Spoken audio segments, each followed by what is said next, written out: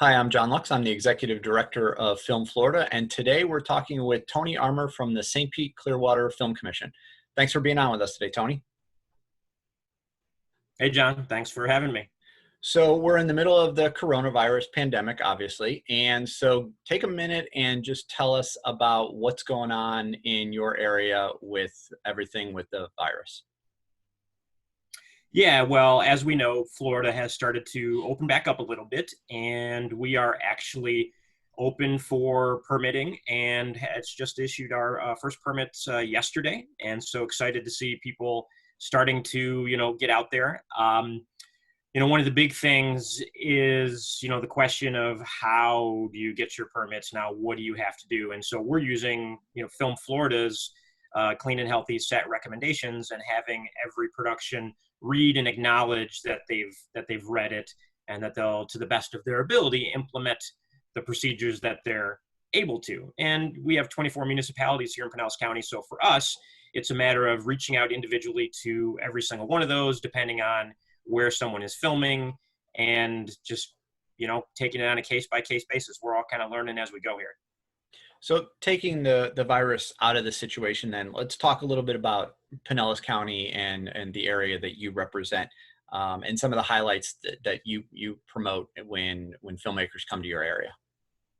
Well, obviously, the number one thing that we always promote are our 35 miles of, glorious white sand beaches. That's always a big selling point here in Florida in general. But, Clearwater Beach was named #1 beach in the country for a couple years in a row. St. Pete Beach was just named #2 beach in the country. So, promoting our beaches is one thing, but there are a lot of beaches in Florida. So we like to promote our other unique destinations and our unique aspects of the area. We've got a lot of great little small downtowns that Hallmark Channel took advantage of when they came and shot a lot of films here. We have downtown St. Pete, which is a great, urban center with great art and museums and just some really unique locations. Things like Heritage Village, which is an old, can be like an old 1800s kind of community. So there's a wide variety all throughout our 24 municipalities. And of course, you can't really talk about Pinellas County without mentioning the Clearwater Marine Aquarium as well. Of course. Winter the Dolphin, Winter and Hope there, and the two Dolphin Tale films. So, that really has put us on the map after those two films were such a huge success. And talk a little bit about kind of the off the beaten path, lesser known locations that you're fond of in your area.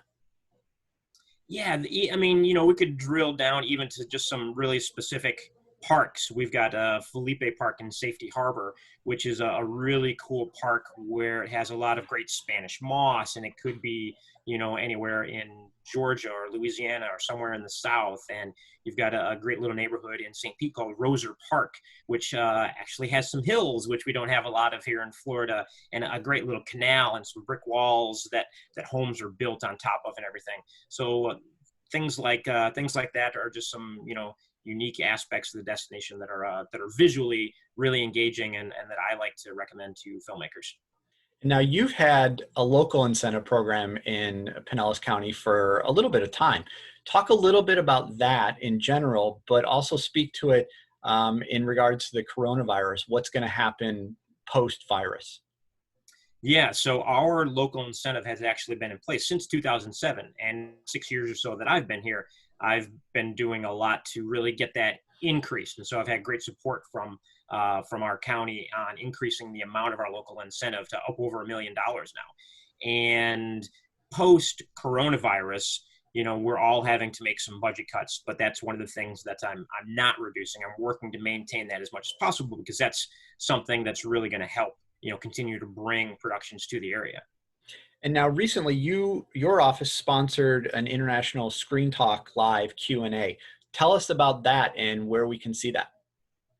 Yeah, absolutely. So Screen International is a trade magazine that I think we all know, you're going to see at all the major film markets from, Cannes and Toronto and Berlin and the American Film Market and a lot of other major festivals around the world. And they also have their website, Screen Daily. So KFTV, which is division of Screen International, they send out regular email updates on the production community. And so on the KFTV website and the Screen Daily website, there are links to that video and an article on each one of those about the talks yesterday, and some great high-level people on those talks. Production manager from Spider-Man and the new Top Gun films, producer from some of the Bourne films. So it was great to really get the thoughts and opinions of all these different people around the world and see what everyone's doing moving forward.